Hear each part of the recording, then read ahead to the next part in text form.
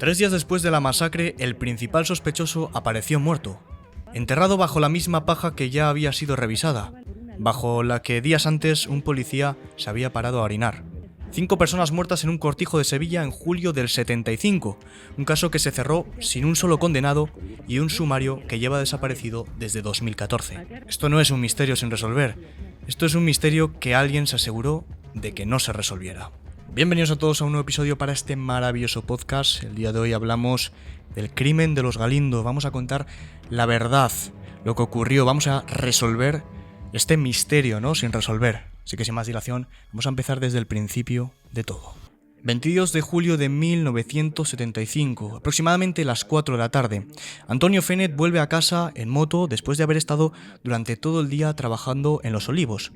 De pronto, a lo lejos, ve algo extraño, ve humo, pero no un humo cualquiera, era una columna de humo negra, de un lugar del centro del cortijo donde jamás había salido humo. Antonio empieza a ponerse nervioso y empieza a acelerar cada vez más y más hasta que finalmente llega al centro del cortijo y llega al edificio del cual salía todo este humo. Se acerca a la puerta, la abre y lo primero que se encuentra de frente no es el humo, es un silencio absoluto.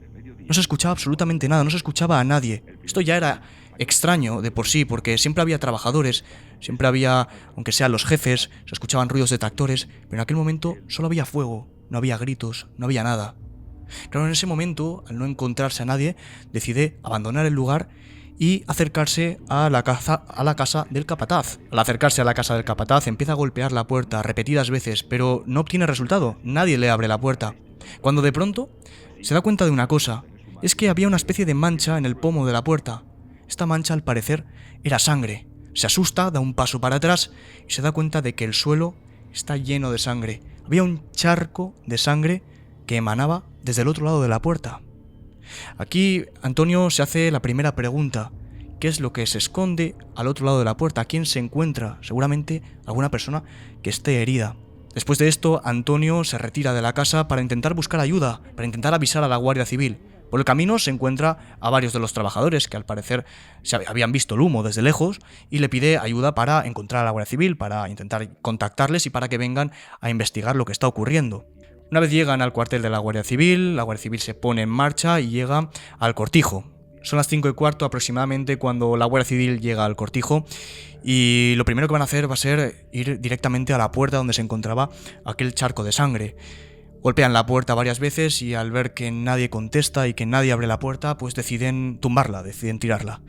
Una vez entran a aquel edificio, lo primero con lo que se van a encontrar va a ser con Juana. Juana, que yacía en el suelo, esta era la mujer del capataz. Y lo más extraño de todo es que Juana había sido golpeada varias veces en la cara. Su cara estaba completamente desfigurada. Había sido golpeada al parecer con una pieza de hierro de la empacadora, una pieza que cualquier persona que se encontraba ahí trabajando pues tenía acceso, ¿no? Podía cogerla. Pero había un detallito muy extraño en el cuerpo, ¿no? Que yacía de Juana, y es que la cara no había sangre. La habían limpiado. Parece ser que la habían limpiado, tenía como pequeñas gotas de agua. Esto quiere decir que no es un crimen cualquiera, que esto no es un ataque de rabia, sino que es algo un poquito más personal, como si la persona que le ha atacado la conociera de algo. En aquel momento los agentes piensan una cosa, caso cerrado, ¿no? Por así decirlo. Hay un asesinato, una víctima y un asesino que es el que tienen que buscar. Pero esto no iba a terminar aquí, porque de pronto se escucha a lo lejos, desde el cobertizo, un grito de una persona que dice lo siguiente: hay más cuerpos. Tras escuchar aquel grito, los guardias civiles se ponen en dirección al origen del sonido y descubren que el cobertizo está completamente envuelto en llamas. Intentan apagarlo con ayuda de varios jornaleros y una vez lo logran, pueden y descubren que debajo de todos esos escombros encuentran algo entre las brasas. Eran 2 cuerpos que estaban completamente carbonizados. Aquellos cuerpos pertenecían a José González, de 27 años, tractorista de la finca, y a su mujer, Asunción Peralta, de 34 años, esposa de José, embarazada de 6 meses. Había algo extraño en todo este contexto. La Guardia Civil había notado un olor extraño a gasoil, pero un olor que apestaba toda la zona. Parece ser que esto no era un incendio por accidente, evidentemente, sino que era un incendio provocado y tenían que buscar al culpable. No solo eso, sino que los cuerpos presentaban amputaciones incompletas, como si el asesino quisiera terminar el trabajo cuanto antes. Esto no para aquí, y es que la Guardia Civil, tras salir de aquel cobertizo, nota un extraño rastro de sangre que lleva hacia lo que parece ser una especie de bala de heno o algo que parece estar ensartado por una horca. Al acercarse, ven que aquella bala de heno no es en realidad una bala de heno, sino que es una persona. Acababa de convertirse esto en un cuádruple asesinato y no sabían por qué. Pero ¿quién era esta cuarta persona? Bueno, esta persona era Ramón Parrilla, que era un trabajador también de la finca de 40 años, tractorista también, que al parecer había sido asesinado de una forma diferente a la de los demás. Este había sido encañonado y había recibido disparos en los brazos y en la espalda, y posteriormente había sido ensartado con una horca. Como si quisiera darnos un mensaje el asesino. Tenemos a 4 víctimas, pero nos falta a uno de los más importantes. Faltaba una quinta persona, que era la que nos faltaba en esta pieza, ¿no? En esta parte del puzzle. Aquella persona era Manuel Zapata, de 59 años, que era el capataz de la finca. Esta persona, al parecer, al ver que no aparecía, se empezó a dar como principal sospechoso de todo este crimen, y empezaron a buscarlo por toda la finca. Jornaleros, guardias civiles, todo tipo de personas, voluntarios, se encomendaron para esta ardua búsqueda para intentar encontrar a Manuel Zapata. Tal es el caso que pensaron que era el sospechoso, y en todas las localidades cercanas, en la más cercana también a 2 kilómetros que se encontraba, que era la localidad de Paradas, todo el mundo tenía miedo, todo el mundo cerraba sus casas, cerraba verjas para intentar que aquel Manuel Zapata, aquel asesino, no entrara en sus domicilios. Durante 3 días la Guardia Civil busca incansablemente el paradero de Manuel Zapata, y es que al final de este tercer día iba a ocurrir un giro brusco de los acontecimientos. Uno de los perros de Manuel Zapata empieza a escarbar en una zona adyacente a la finca, junto a la sala de máquinas. Empieza a escarbar y de repente encuentra lo que viene siendo un pie. Este pie pertenecía a su dueño. Este pie pertenecía a Manuel Zapata. El perro lo había encontrado debajo de una montaña de paja. Claro, esto ya le dio la última pista a la Guardia Civil para ponerse manos a la obra. Esto resulta raro, porque esa zona, al principio de los días, había sido revisada. Y ninguno de los policías que había pasado por ahí había notado nada extraño. Ningún olor, ninguna marca visible, ninguna montaña de paja. Era extraño. Entonces, esto empezaba a sonar un poco raro, ¿no? Para las autoridades. Como si alguien hubiera puesto el Como cuerpo si ahí, alguien ¿no? hubiera sido, o como si alguien hubiera llevado ese cuerpo hasta allá. Cuando llegan los forenses, iban a hacer la autopsia, ¿no? Aquel proceso para intentar averiguar qué es lo que había pasado con los cuerpos. Quién había muerto el primero, qué es lo que había ocurrido, de qué manera ha muerto uno, de qué manera ha muerto otro.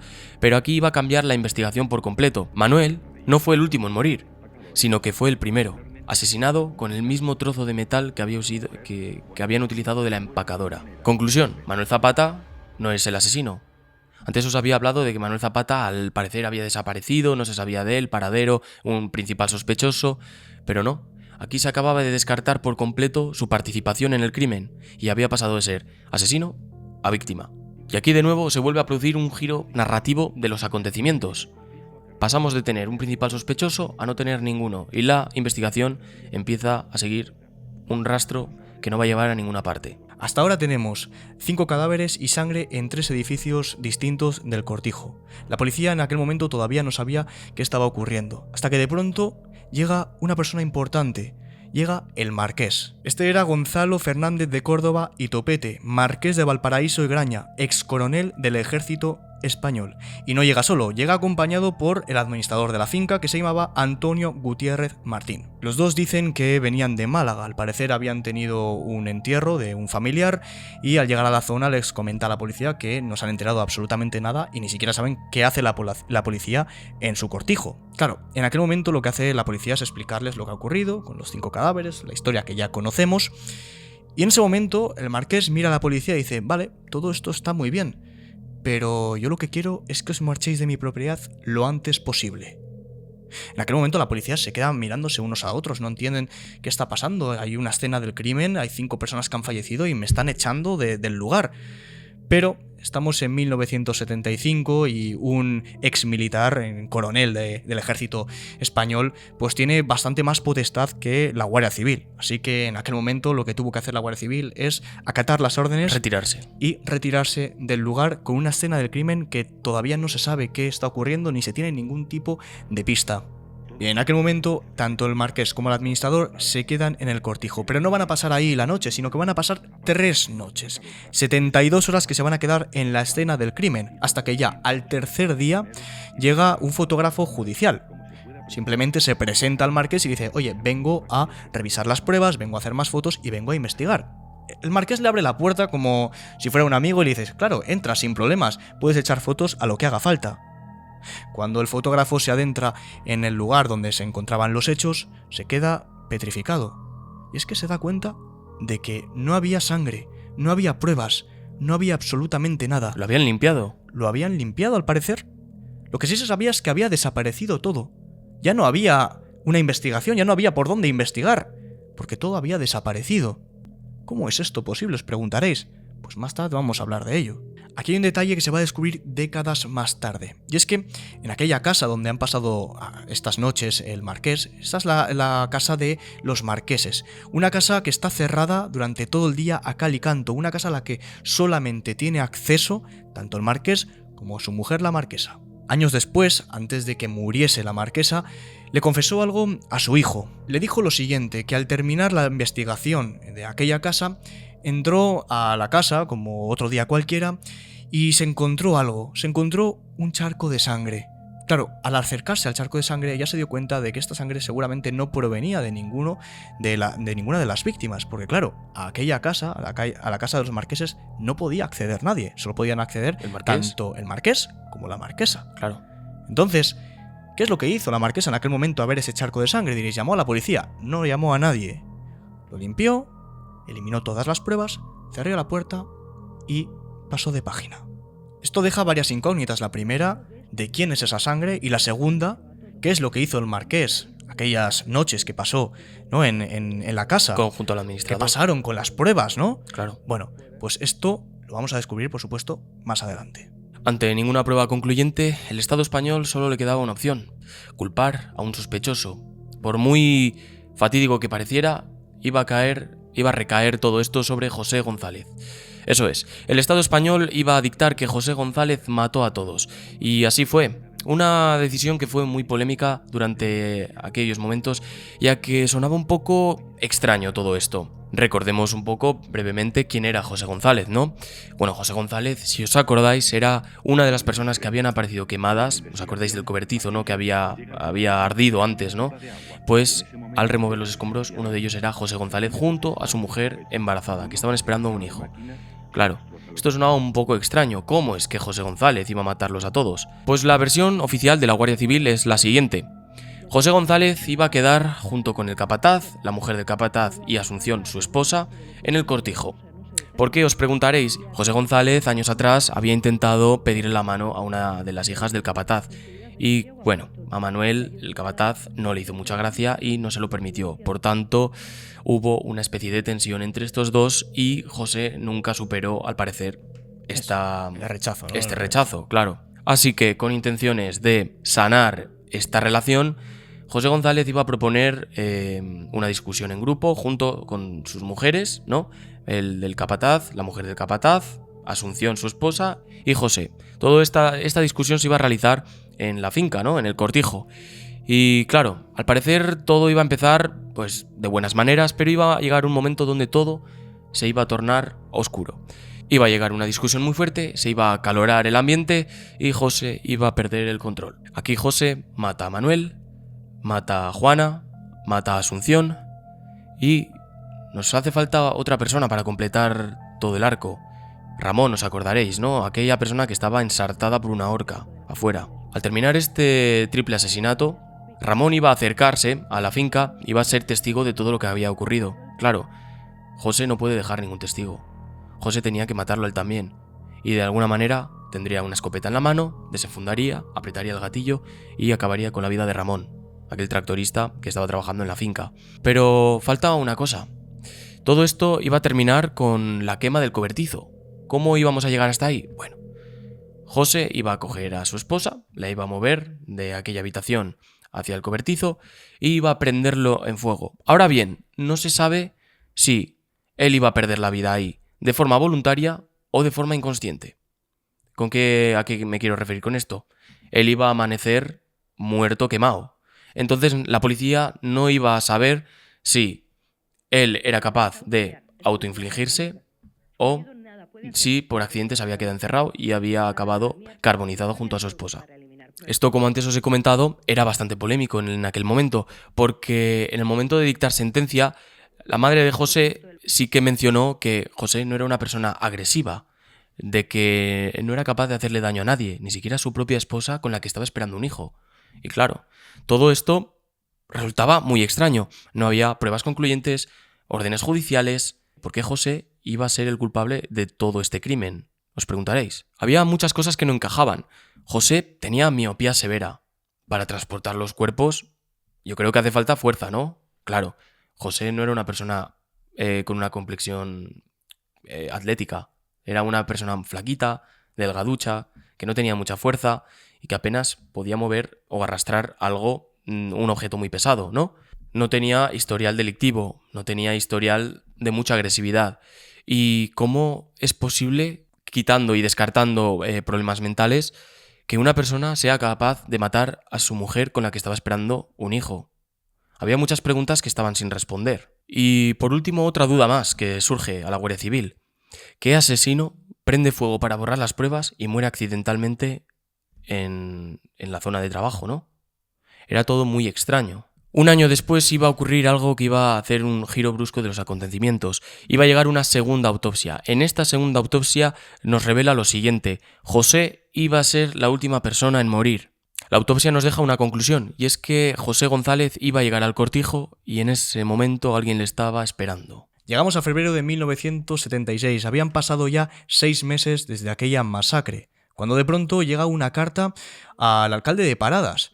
Esta carta no tiene ningún remitente claro y estaba fechada el 18 de febrero. Al parecer había sido enviada desde Zaragoza. El alcalde empieza a leer la carta y se da cuenta de que ha sido enviada por un tal Juan, o así es como este tío se hace llamar. En esta carta, Juan dice lo siguiente: no puedo seguir callado.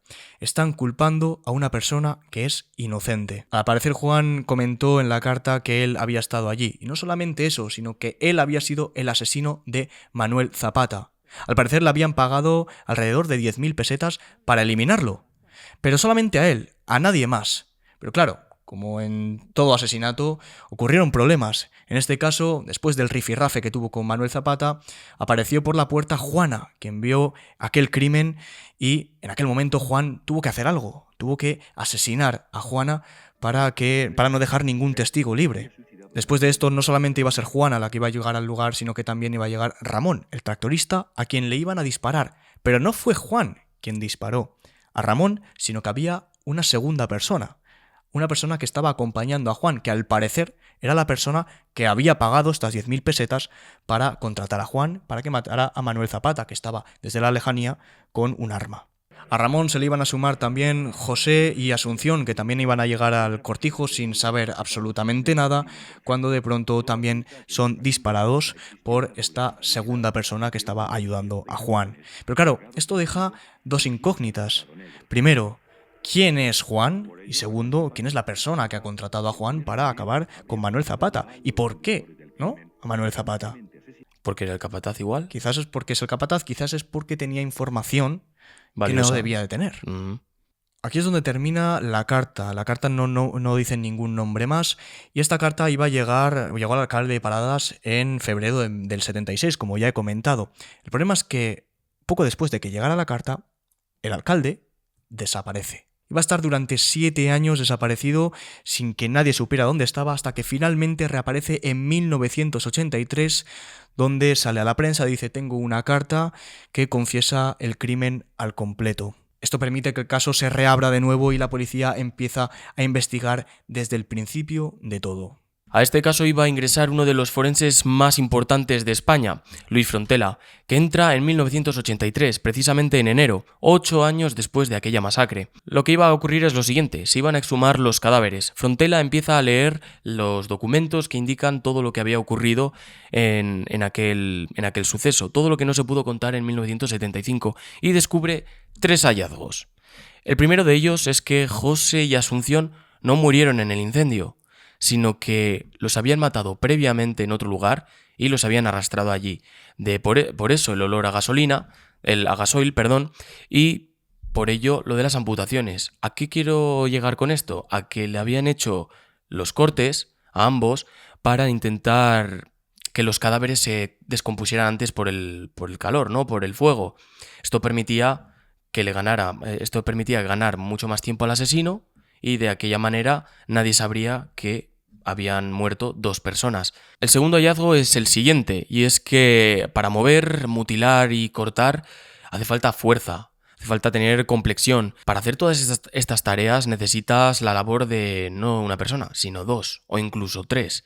Se estaba empezando a barajar la posibilidad de que exista la participación de varias personas, de que para hacer el esfuerzo de quemar los cadáveres y de moverlos se necesite fuerza, algo que ya hemos descartado con José González como principal sospechoso, pues por su complexión delgada y por su falta de fuerza.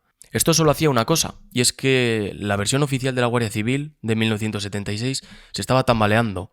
Por ello voy a hablar del tercer de los hallazgos, el más perturbador de todos: el reloj automático del señor Manuel Zapata. Este reloj era un reloj automático, un reloj que funcionaba junto con el movimiento de las manos del que lo portaba. Y claro, esto a su vez, cuando la persona dejaba de mandar o dejaba de hacer movimientos, el reloj al cabo de unas horas se detenía. Aquí la cuestión es la siguiente, y es que el reloj de Zapata se detuvo 30 horas después del último movimiento. Eso situaba la muerte de Manuel alrededor de la madrugada del día 22 de julio. Pero claro, cuando encontraron el cadáver, vieron que el reloj marcaba las horas del día 25 de julio. Esto era extraño. Como una persona que, al parecer, que estaba muerta, ¿cómo podía moverse hasta el día 25? Había muchas horas de diferencia. Eso solo puede significar una cosa, y es que alguien había movido el cuerpo. Zapata no llevaba 3 días debajo de la paja, sino que estaba en otro lugar, escondido, aislado, en un lugar en cautiverio, hasta que se realizara el asesinato y hasta que 3 días después se depositara en la zona donde lo había visto la Guardia Civil. Quiero que os acordéis del marqués y del administrador, que no solo una, sino 3 noches pasaron en aquel cortijo. Dentro de esa casa también apareció lo que parecía ser un charco de sangre que alguien posteriormente limpió, así que todo apuntaba a que probablemente una de esas 2 personas pudiera haber sido el real asesino de este crimen. 44 años después de la masacre, exactamente como has dicho tú, en 2019 llega Juan Mateo Fernández de Córdoba, el hijo del marqués, quien publica un libro que es titulado como El crimen de los Galindos, toda la verdad. Todo lo que cuenta aquí Juan en este libro sobre su padre no tiene ningún tipo de precedente, y todo empieza con un fraude. Al parecer, la finca de los Galindos participaba en la cooperativa de Ultrera, una cooperativa que regulaba la producción y venta de cereales en la zona. Y dentro de esta cooperativa, al parecer, tanto el marqués como el administrador llevaban tiempo derivando ciertos fondos a su propio bolsillo. Básicamente estaban, como he dicho antes, cometiendo un fraude. ¿Qué ocurre? Al parecer, Manuel Zapata descubre todo esto, descubre este fraude y por supuesto que no se iba a quedar callado. Manuel toma una decisión. La idea que él tenía en la cabeza era contárselo a alguien que esté por encima del marqués. ¿Y quién es esta persona? Os preguntaréis. Pues el padre de la marquesa, que era realmente el dueño de la finca, por lo cual su idea era hacer las maletas y viajar hasta Sevilla para encontrarse con el padre de la marquesa y contarle absolutamente todo. Este viaje lo iba a emprender el 22 de julio de 1975, si recordamos el día que se cometió este crimen. Claro, cuando se entera el marqués de que Manuel Zapata tenía toda esta información, decide llamar a su administrador. El marqués le cuenta absolutamente todo, le cuenta que Manuel tiene la información y que se pueden meter en un lío y los pueden meter en la cárcel, así que tienen que hacer algo. Aquí es donde los dos piensan y llegan a una conclusión: tenemos que meter a una persona que se encargue de silenciar a Manuel Zapata. Según lo que cuenta el hijo del marqués en el libro, al parecer contactaron con una persona a quien le hacían llamar como el Curro. Esta persona tenía unos métodos distintos al resto, era una persona bastante violenta y que no tenía ningún problema en acabar con la vida de nadie. Así que una vez contactado con el Curro, él aceptó el trabajo y el 22 de julio de 1975 se presentaron tanto el marqués como el administrador como el Curro en El Cortijo. Allá se encontraba todo el mundo trabajando como otro día cualquiera y fueron a buscar a Manuel Zapata. Una vez se encontraron los cuatro, el marqués le comenta a Manuel lo siguiente: sabemos que conoces toda la información de los fraudes que estamos llevando a cabo, así que mira, si te parece bien te vamos a pagar 10.000 pesetas y lo que quiero es que abandones esta idea tan loca que tienes de contactar con el padre de la marquesa, ¿no? Con mi suegro. En aquel momento Manuel decide rechazar la oferta, le dice que no, que quiere seguir con el plan y que quiere contárselo todo porque no está bien lo que está haciendo, y se lo vuelve a preguntar, se lo vuelve a decir: oye, por favor, te pido que cojas las 10.000 pesetas y que abandones esa idea tan loca.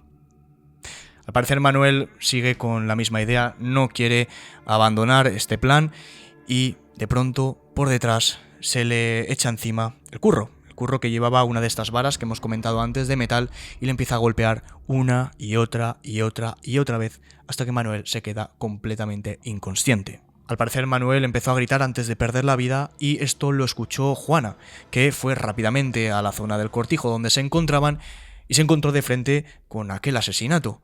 Claro, en aquel momento Curro tenía que actuar rápido, no podía dejar ningún cabo suelto, así que se lanzó encima de Juana y empezó a golpearla muchas veces en la cara. Después de esto, tanto el administrador como el marqués se dieron cuenta de lo que acababa de suceder. Había 2 asesinatos. Lo que hicieron a continuación fue salir del cortijo, meterse en un coche y escapar a Málaga. No querían saber absolutamente nada. Dejaron a Curro solo ante el peligro. Y claro, el resto de la historia ya la conocemos. Iban a llegar el resto de participantes, El resto de testigos. Y Curro iba a asesinarlos, ya no solamente con la vara, sino con un rifle, con una escopeta.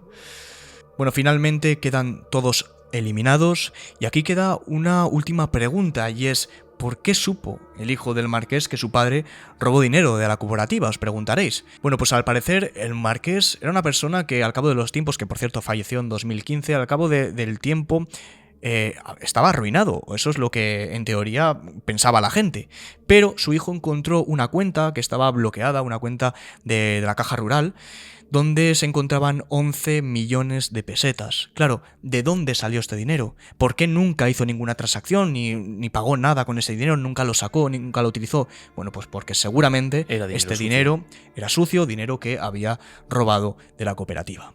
Por desgracia, esto es una historia, esto es un crimen sin resolver, y el 22 de julio de 1995 iban a pasar ya 20 años desde aquel trágico suceso. 20 años donde ya el crimen prescribe. ¿Qué significa eso? Cuando el crimen prescribe es que simplemente la ley ya no puede hacer nada si los asesinos o si los culpables salen a la luz.